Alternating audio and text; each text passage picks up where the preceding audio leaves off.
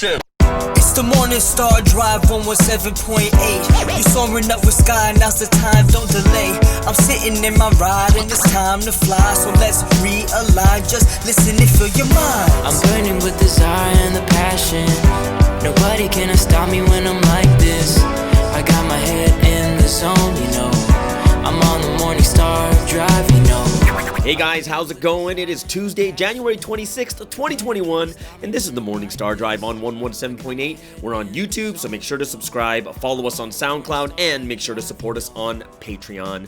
Today we'll get some coronavirus updates, current news from around the world, the best class ever segment from Sean Jusung McMillan, and looking into the book of Esther. So guys, how are you doing today? Monday is now under wraps, and I hope that you guys had an amazing Monday. It's going to be a great week. Really thankful you guys could join us here on the Morning Star Drive. Keep liking and commenting, and I want to hear from you guys and see how you're doing. And go ahead. Yes, it's a time of prayer in the 21-day prayer condition. I hope that this week can be a good week, that we could pray night and day for the situation that we're in right now. Also for the SKY channel, a new video comes out today. Tonight, another new video is going to come out. It's going to be my first vlog. It's going to be one of the craziest experiences I've ever had in my life, and it happened here in Malaysia just a few months ago. And yeah, I'm gonna just say that the hint is it has to do with the year of the rat, if that makes any sense. All right. Also, Sunday edition, this week we met John Pang from Malaysia. Great interview, learning about his journey into this history, some of the things that happened. Those of you guys don't know, he had like an 18-hour coma at one point before he came in, so crazy story. Super funny and cool interview, so hope you guys really enjoy it, and make sure to check out the Sunday edition this week. Monday, Zoom is now posted on Patreon, so hope you guys can join, can enjoy that too. Well, it should be posted by today. Right, Tuesday. It should be posted by today, so it'll be up sometime today if you're on Patreon. So if that's it, then let's get this show started on the road. So it is an awesome Tuesday, so let's get into the featured artist of the day. Today's featured artist is none other than PGY from the Paper Music Associates in Korea, and this song is one of my favorites. It is Dr. Rain.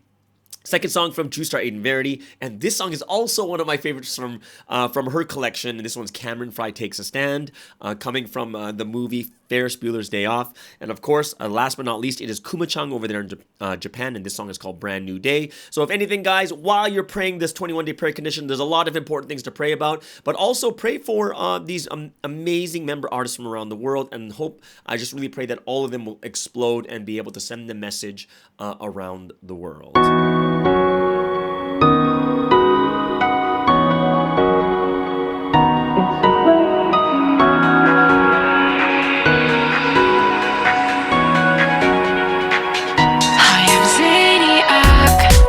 My name, I'm a 95 model, a defective robot. Oh, it's today, I have an appointment. I'm gonna meet my last moment. You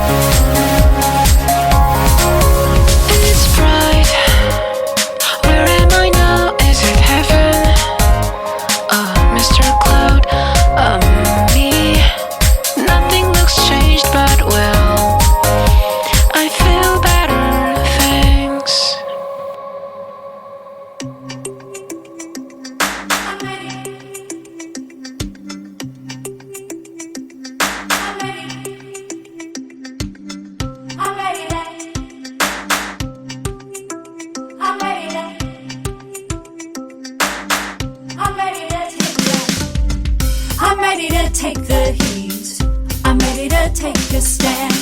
I'm not gonna stand for this, being pushed around again. I hate to see you kiss your car, and then you go and hate your girl. So hit me with all you've got, 'cause I'm ready to face you now.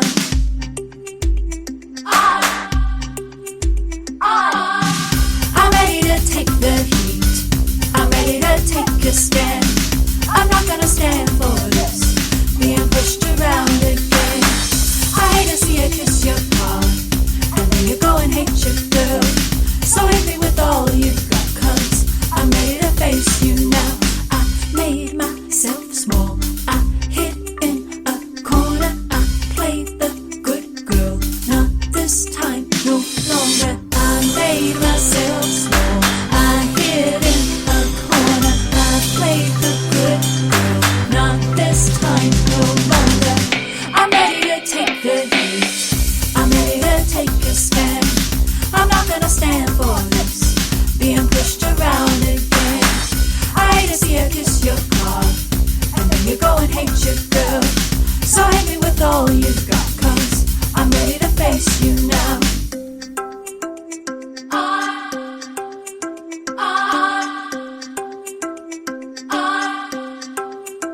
I made myself small, I hid in a corner, I played the good girl, not this time, no longer. I made myself small, I hid in a corner, I played the good girl, not this time, no longer. I'm ready to take the heat, I'm ready to take a stand. I'm not gonna stand for this, being pushed around again. I hate to see you kiss your car, and then you go and hate your girl. So hit me with all you've got, 'cause I'm ready to face you now. I'm ready to face you, I'm ready to, I'm ready to, I'm ready.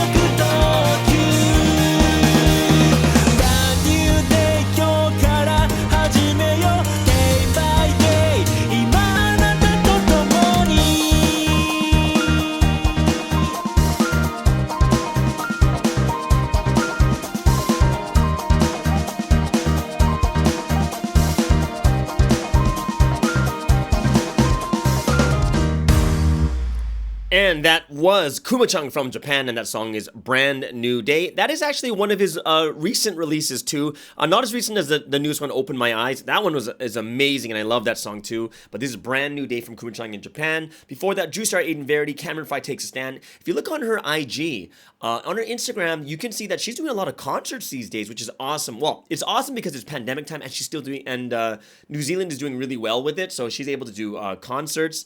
So take a look at her Instagram. She got some good stuff on there. And then, of course, featured artist of the day is from the Paper Music Associates in Korea. It is PGY with the song Dr. Rain. And I believe featuring in there is Zeniac.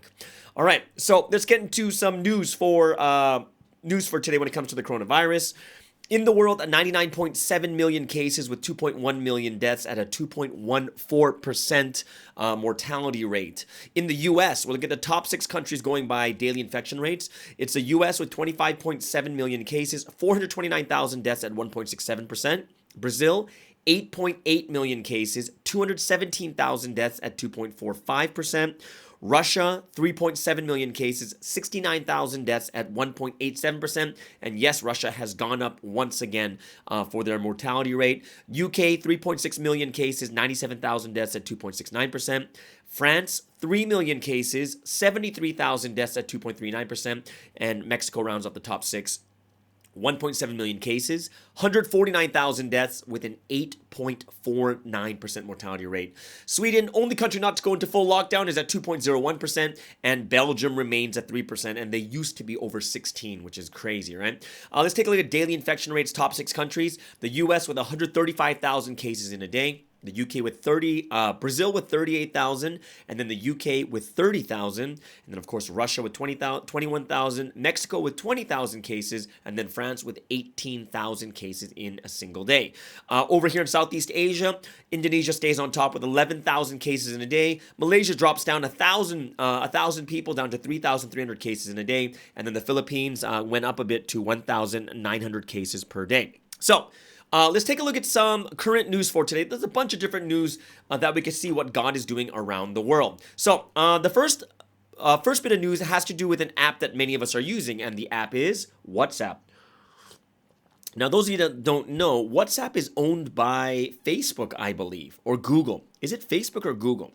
WhatsApp is actually owned, I believe it's owned by Facebook. No, it's owned by Google. It's owned by Google, okay? So a lot of people have WhatsApp, but in the latest news, WhatsApp loses millions of users after they have a term update, a service update, right? So what happened is a poorly explained update to its terms of services has pushed WhatsApp users to adopt alternate services such as Signal and Telegram in the millions, right? So the exodus was so large that WhatsApp has been forced to delay the implementation of the new terms, which was slated to come out on February 8th. And now they're running a damage limitation campaign to explain to users the changes they were making. Over the first 3 weeks of January, Signal has gained 7.5 million users globally. And according to figures shared by the UK Parliament's Home Affairs Committee, and Telegram has gained 25 million. Okay? So in both cases, the increase appears to have come at WhatsApp expense. Okay?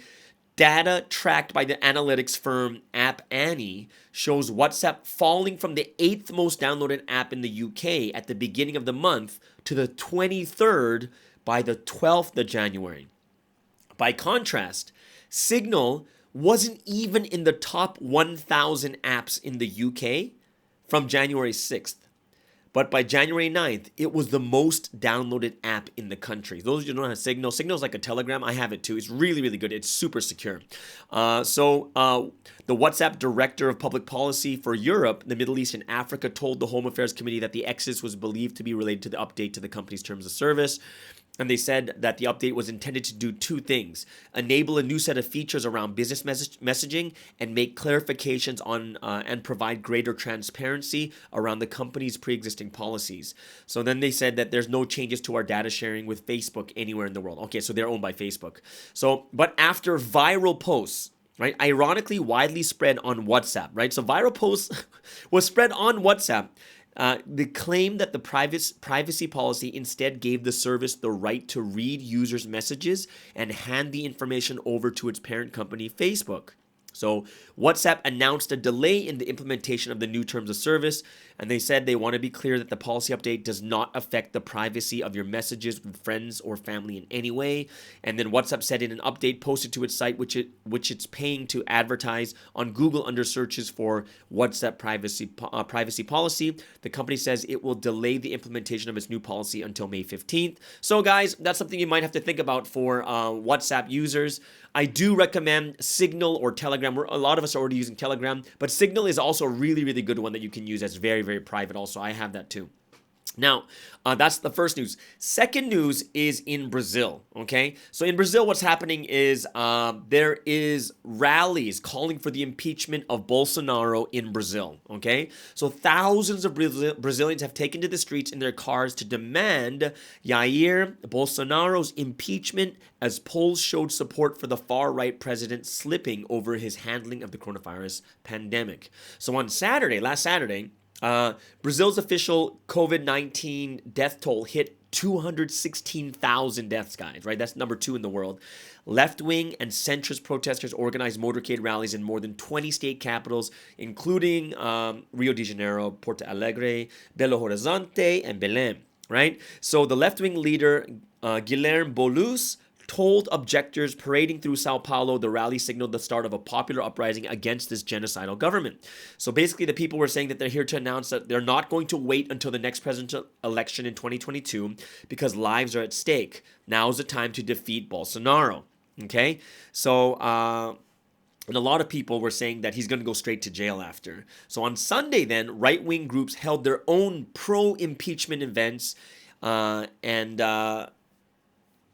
online petitions also being promoted by conservative former supporters, and it's attracted more than 180,000 signatures in 3 days. So President Bolsonaro, basically they're calling him a curse on Brazil, and the people are standing up to secure his removal. Okay, so these are the protests these are car rallies and protests against the president over there in Brazil.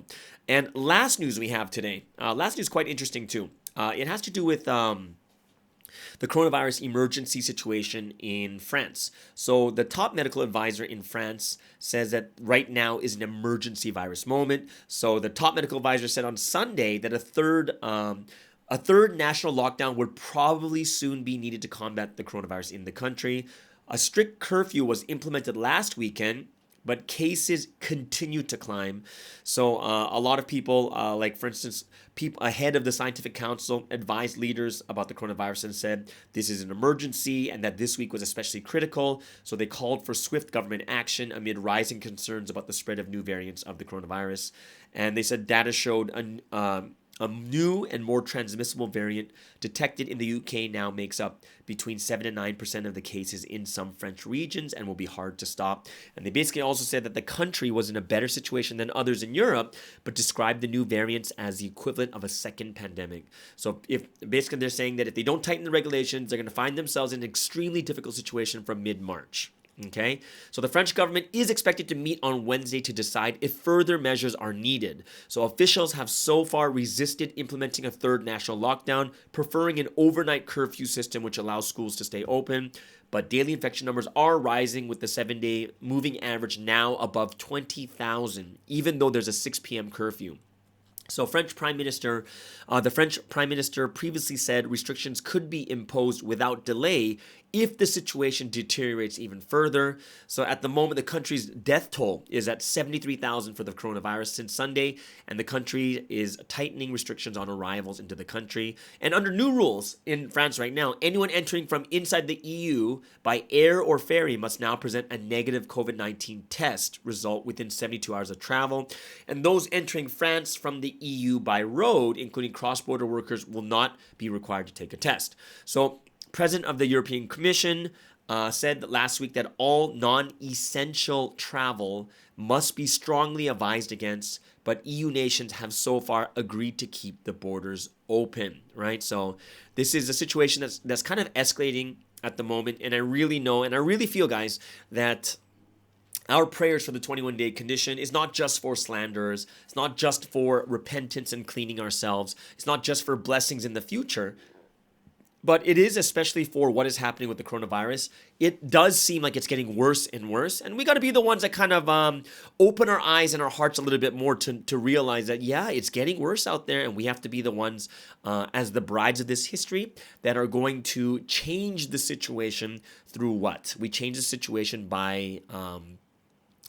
we change the situation through prayer and understand that just like Sunseem said on the Sunday message, it's like a rock being hammered and chiseled away. And if we could do it together, that's more hits to the chisel that we're making. So I hope that all of us here can really pray for a miracle to happen this year.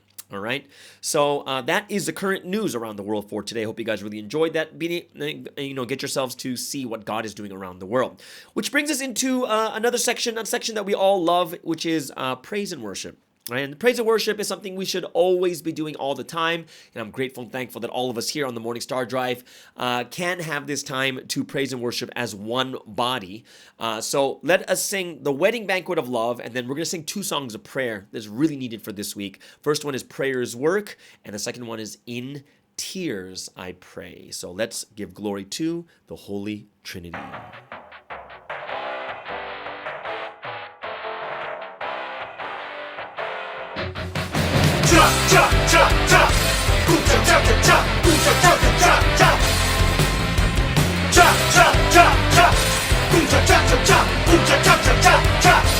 Now the time's come, time for us all to sing the new songs. Everyone come and dance.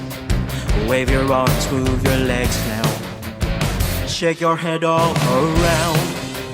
Move and shake your whole body. Let's sing the new songs of this new history. Let's go. Let's all run. All the praise and glory we offer only to heaven. Everyone rise, come on. Move your body, feel the music, dance as one. Just wave both of your hands, shuffle your feet, while matching the beat and singing with happiness. Ha! Full of joy, God and the Spirit watch. They can't help but laugh, dancing along. Dancing with them, we are strengthened, rise up in new story. Let's make this wedding banquet for 1,000 years as we fulfill God's perfect world of love. We'll make it awesome. We'll run without regrets as our souls and spirits live as owners. Forever up in heaven, that great eternal world. We're loving God forever, loving the Holy Spirit now and always. We will live with the Lord forever. Jump, jump, jump, jump. Jump, jump, jump, jump, jump, jump, jump, jump. Jump, jump, jump, jump. Jump, jump, jump, jump, jump, jump, jump, jump, jump. Ho, ho, ho, ho, ho, ho. Let's make this wedding banquet for 1,000 years as we fulfill God's perfect world of love. We'll make it awesome. We'll run without regrets as our souls and spirits live as owners forever up in heaven. That great eternal world, we're loving God forever, loving the Holy Spirit now and always. We will live with the Lord forever. We will live with the Lord forever. We will live with the Lord forever. Cha cha cha cha, cha cha cha cha, cha cha cha cha. Cha cha cha cha, cha cha cha cha, cha cha cha cha cha. Cha cha cha cha, cha cha cha cha, cha cha cha cha. Cha cha cha cha, cha cha cha cha, cha cha cha cha.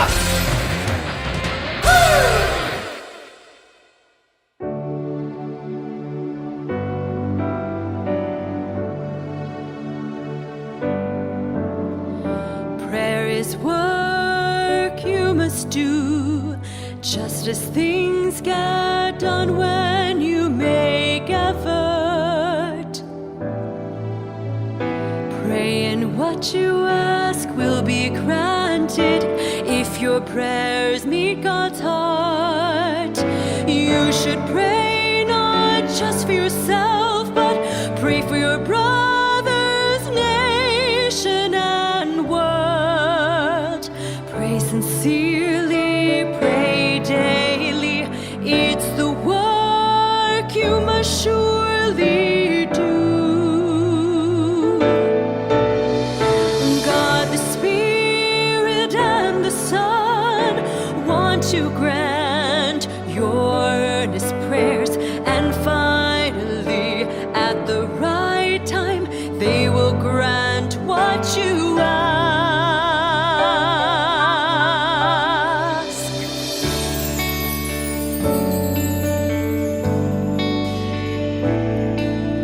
Through your prayers, everything is fulfilled. Pray till you know that your prayers are completed. Prayer is work just as fruit grows, ripening over time. 40 days, 70 days, 110 days. You should pray until the end. God receives all prayers, He hears them and responds with joy. Through prayer we solve problems. Through prayer and conversation, we can resolve everything. Never give up, just believe and be sure to pray till the end.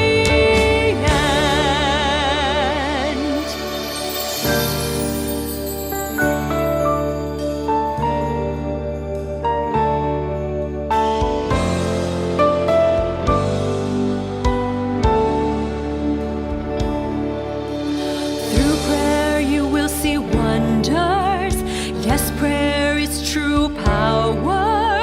When we were harmonious, God held back the tide, as He did that time in Mong Sampo. Then the Lord gave the word, speaking to crowds on the beach. He taught about the final days there before the crowds in Malaysia. Port Dickson, the waters ceased to rise. God, He came when we prayed.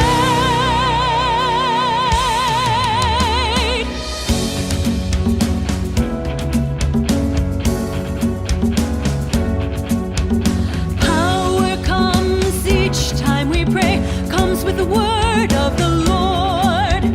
Power comes each time we preach, run till you reach the end.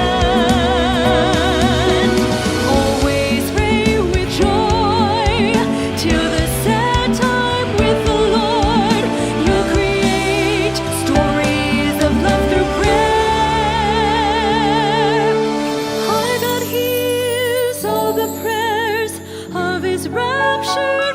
of love truly works miracles. Pray with love, God will hear your prayers. Pray because God is listening. Now God has said He'll answer our prayers, just as God answered us in the past. Hallelujah, hallelujah,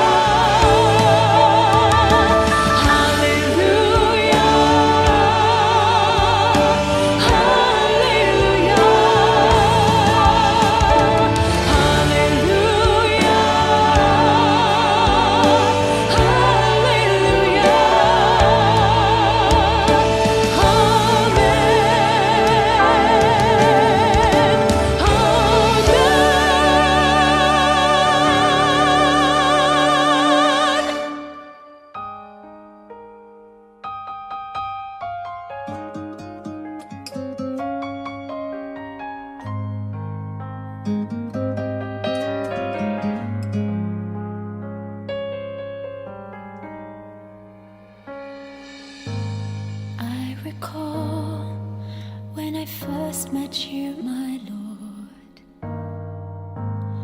how I made up my mind,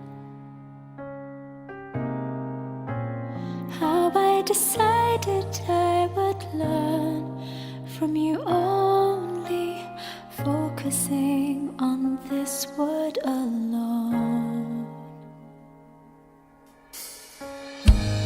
I have seen how you really live your life. I have seen for myself. Now I will not be shaken, whatever comes. I have seen you, Lord, so how could I share? I will serve you, Lord, you who are the King of 10,000 kings. And I'll love you, Lord, forever as my bridegroom. I'll love you more. You've become my everything. I've given all my life to you. Please use me according to your way.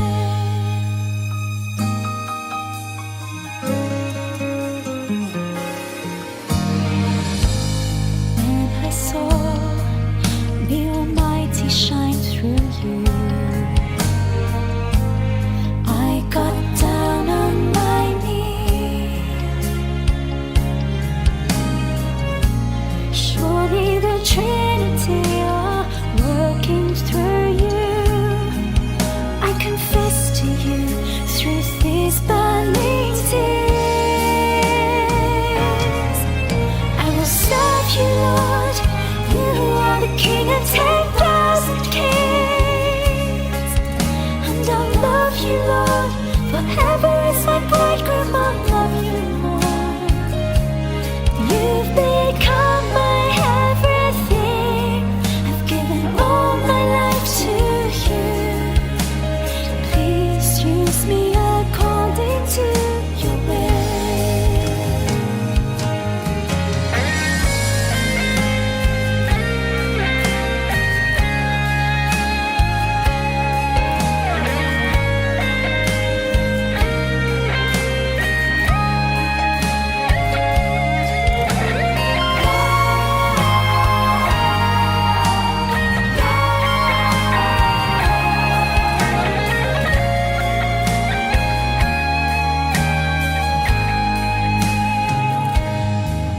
Everything, the work you've done, the word you breathe, I can testify that all these things are true. I preach with the Spirit of truth. I will serve you, Lord, you who are the King of 10,000 kings. And I'll love you, Lord, forever as my bridegroom. I'll love you more.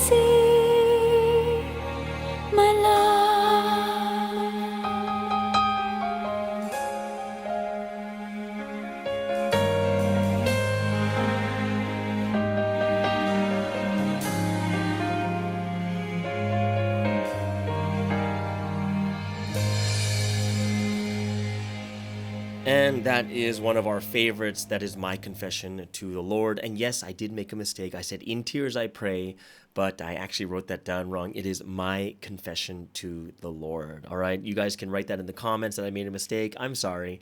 But I hope you guys enjoyed that song because I'm sure everyone enjoys that one. Before that was Prayer's Work. And the first one is The Wedding Banquet of Love. So I hope you guys really enjoyed that time of praise and worship to the Holy Trinity. That brings us into the word study for today. And because it is Tuesday, what does that mean? Tuesday, we go into one of the books. Right, one of the books that, or the scriptures that's from this week's message. There's a bunch to choose from, whether it's Exodus or Daniel or Esther. And today I decided to pick the book of Esther. Now, so let's take a look at the background and where the book of Esther comes from. And it's a very, very interesting book because it is actually, I believe, one of the last books canonized in the Bible, in the Old Testament. It was one of the last books to be put in. So it's very, very interesting. So the book of Esther has suffered a lot in the hands of interpreters throughout the centuries. And even though it's a very, very popular book, especially among Jewish people, it's one of the last books to be accepted into the canon of the Old Testament. And it was accepted only because of its connection with the festival of Purim. Okay? Now, Purim is a Jewish festival that celebrates that time in Persia when the Israelites, is exactly that time they're talking about there, is where they're persecuted, about to get killed, and God saved them. Okay? So the book has been taken to task for irreligiosity. Why? Because one thing you'll notice in the book of Esther is God is not mentioned, right? And the only Jewish religious practice referred to in that book is fasting, and that's it. So that's why a lot of rabbis are troubled by Esther's failure to live as a Jew, because she marries a Gentile, and she's with a Gentile, marries and lives in the Persian court, does not follow Jewish dietary laws, and in addition, Esther has been taken to task by both female and male commentators for her apparent willingness to participate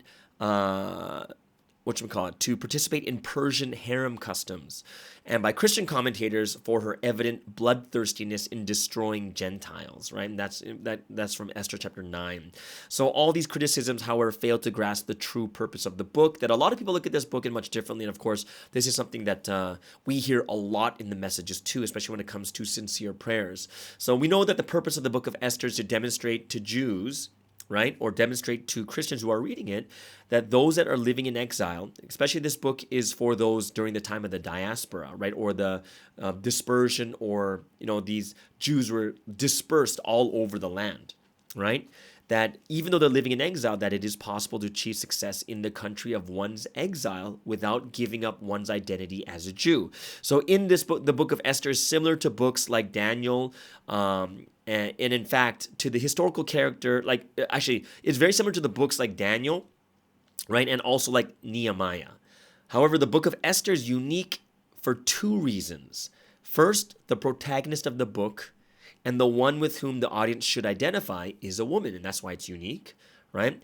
Mordecai is, of course, the other leading character and finishes the story at a very high rank, but this is basically because of his relationship to and through the efforts of Esther. So Esther is a protagonist. So this choice of a female hero serves an important function in the story, and women were in the world of the Persian diaspora, as in many other cultures, essentially powerless and marginalized members of society. So even if they belonged to the dominant culture, they could not simply just reach out and grasp power as a man could, right? So whatever power they could obtain was earned through the manipulation of the public holders of power or men, right? So in this sense, the exiled Jews could identify with this woman. So he or she too was essentially powerless and marginalized, right? All the Jews in Persia were powerless, were marginalized. So having a woman in that position, it makes it double that. But the Jews would be able to connect with this character.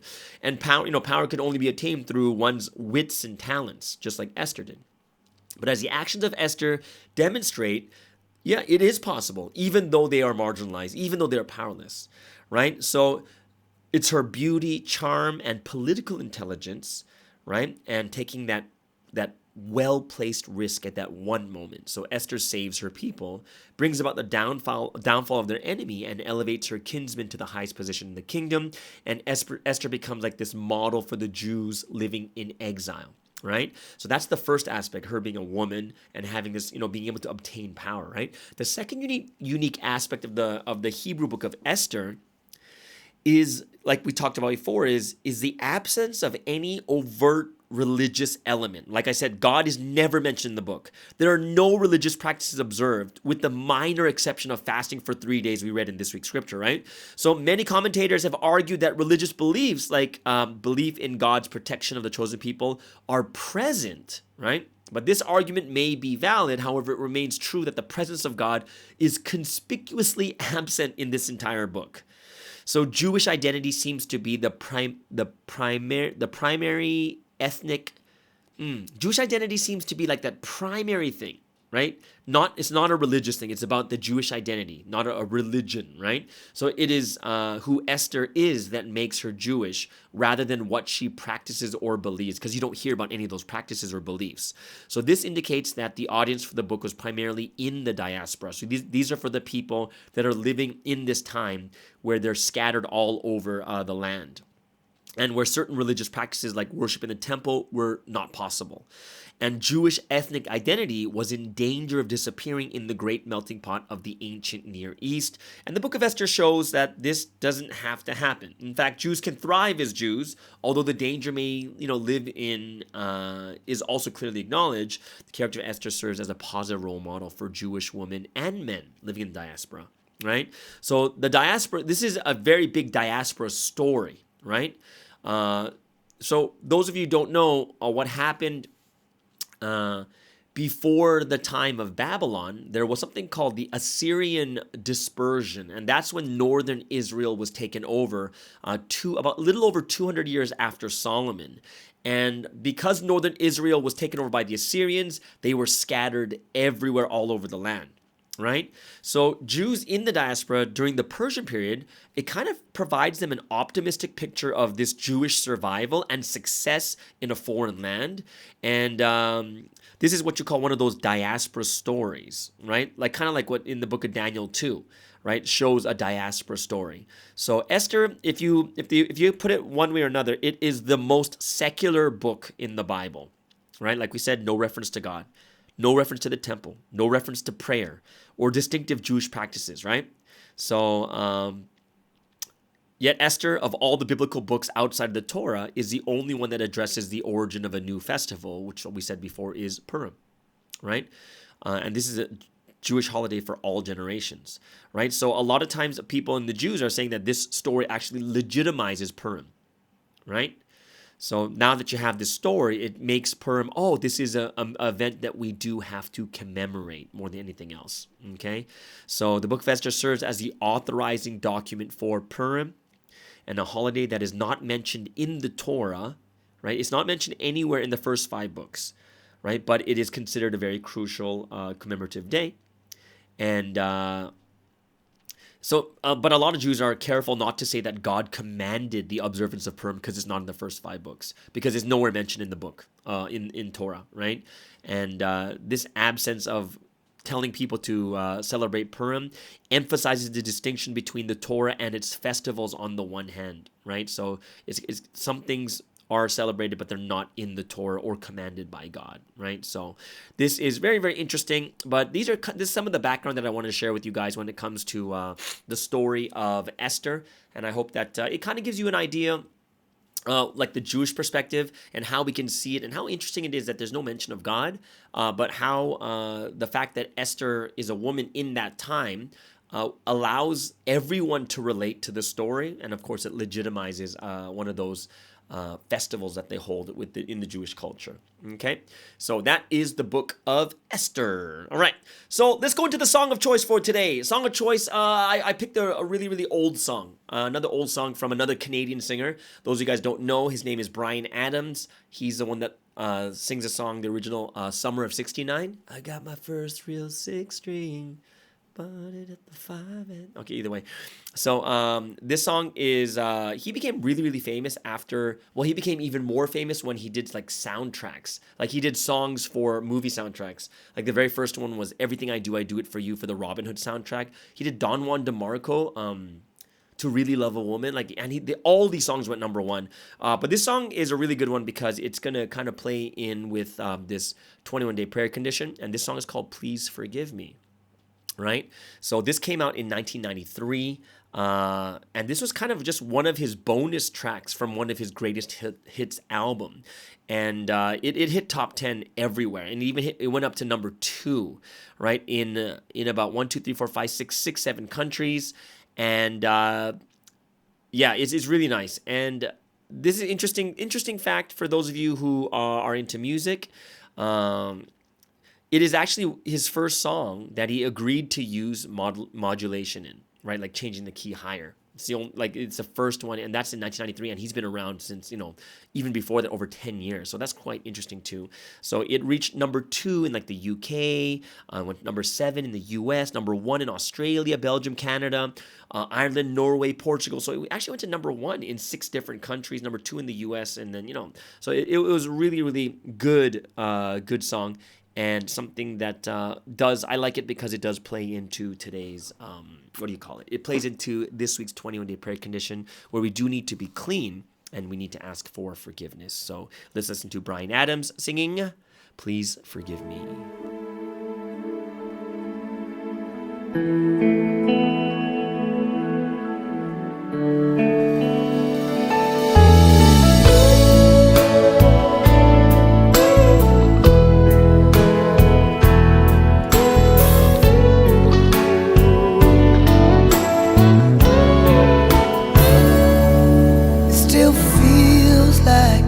First night together feels like the first kiss, and it's getting better, baby. No one can better this. I'm still holding on, and you're still the one. The first time our eyes met, the same feeling I get. Only feels much stronger, and I wanna love you longer. Yeah, you still turn the fire on. So if you're feeling lonely, don't. You're the only one I ever was. I only wanna make it good.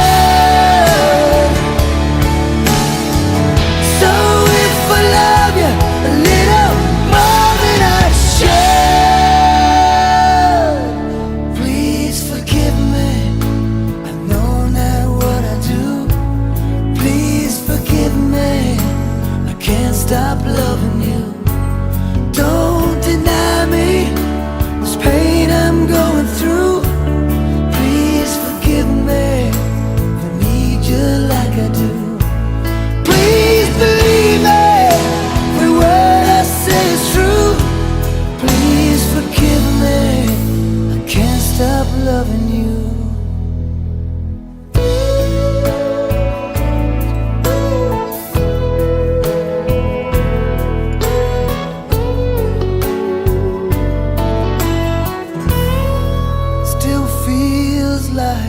Best times are together. Feels like the first touch. We're still getting closer, baby. Can't get close enough. Still holding on. You're still number 1. I remember the smell of your skin. I remember everything. I remember all your moves. I remember you, yeah.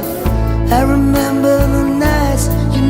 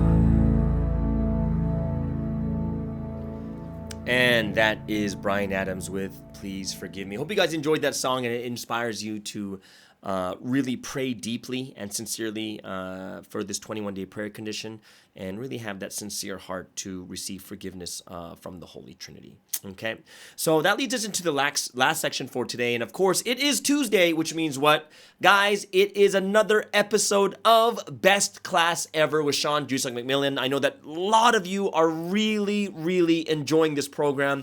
So everyone, please enjoy. This is the Best Class Ever with Sean Jusung McMillan. So which do you consider more important? Equality or patriotism? Compassion or societal order? Which do you prefer, dogs or cats? My name is Sean Jusung McMillan, and today we are talking about personality and political ideologies.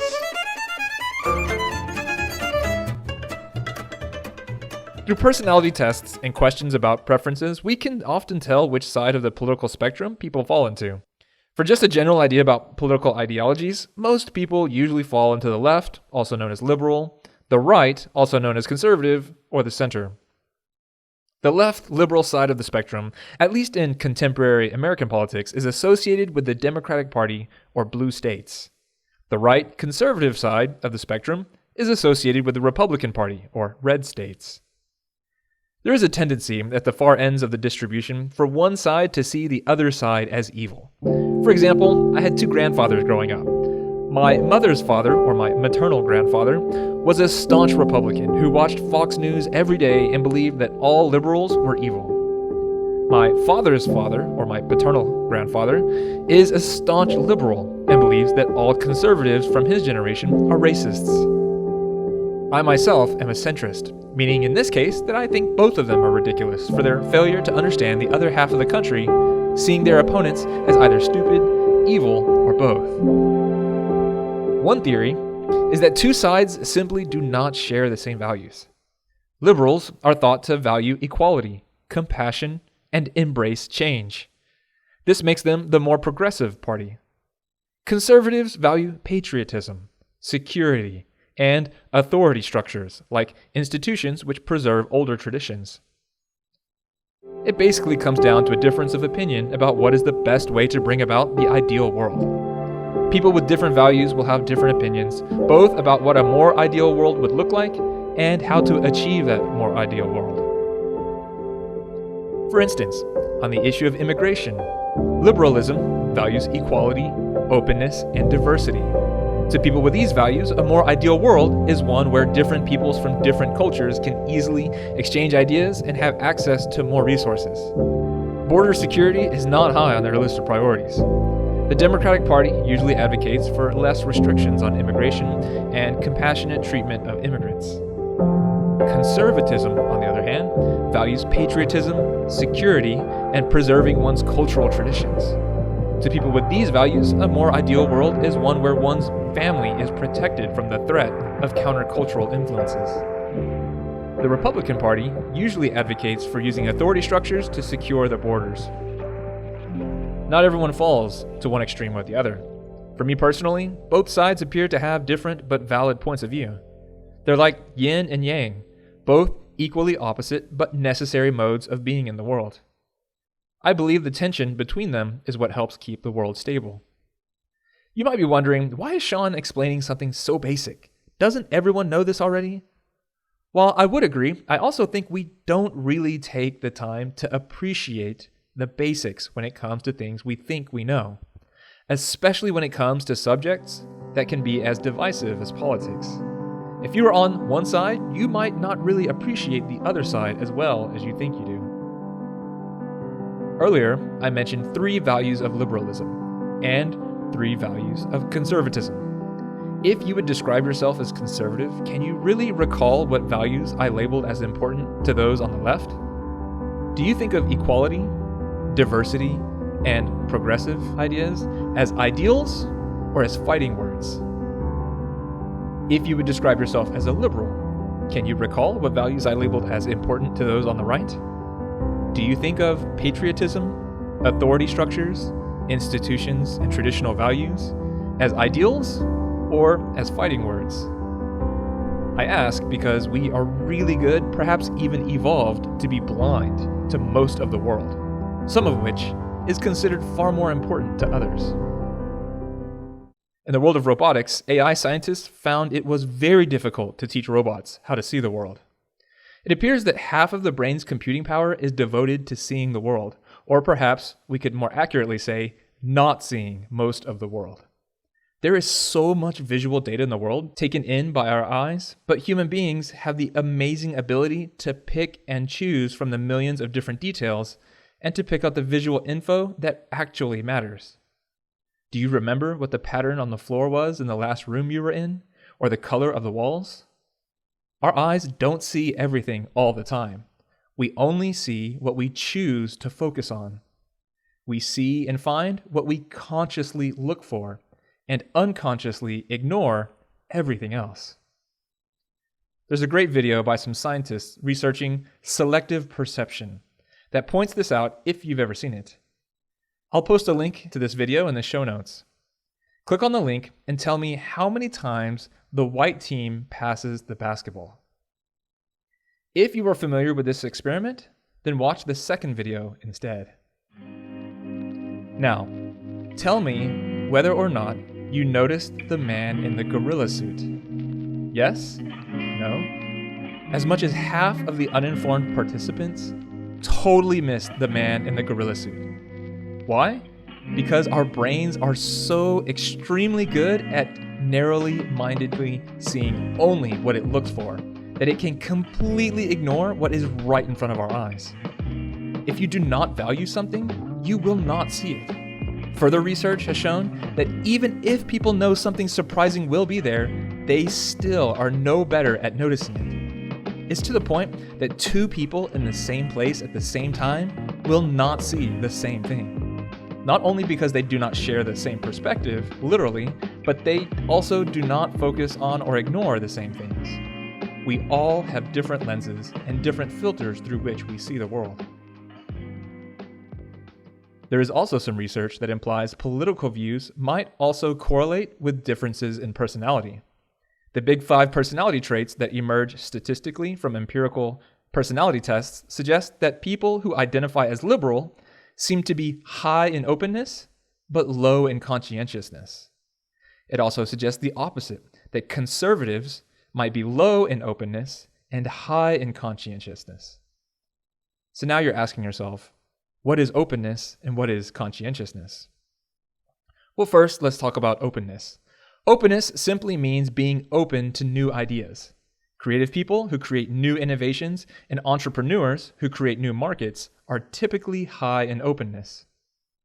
Liberals are also known as progressives, meaning they advocate for new ideas or changing the commonly accepted norms.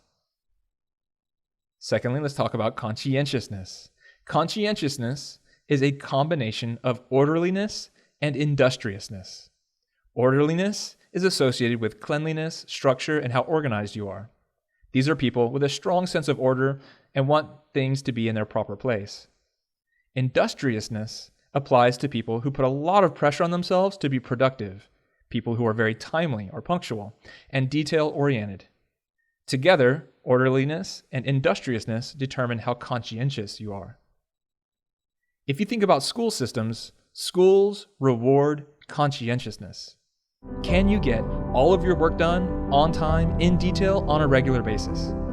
Schools do not reward creativity or even deep learning for that matter. They reward orderliness and industriousness. How much can you do the things that you have been told to do? And can you do them according to detailed instructions on time and perfectly the first time you try? But of course, not everyone falls into one of these two extremes. I, for example, now that I'm no longer a teenager, am high in both openness and conscientiousness. Maybe that's why in terms of politics, I'm both extremely conservative and extremely liberal. Yet, how can that be? Well, like every human being, I am a walking contradiction. We don't all share the same views, the same values, or the same personality traits, but we do have to share the same world. So let's extend a little patience to one another and try to see through other people's eyes what we ourselves fail to see on our own. So next week we will continue to talk about how morality affects what we see and what we are blind to in others. Have you ever had your own blind spot pointed out to you or gotten into a frustrating discussion with someone you thought shared your views? Share with us your experience in the comments or feel free to visit me at www.bestclassever.org.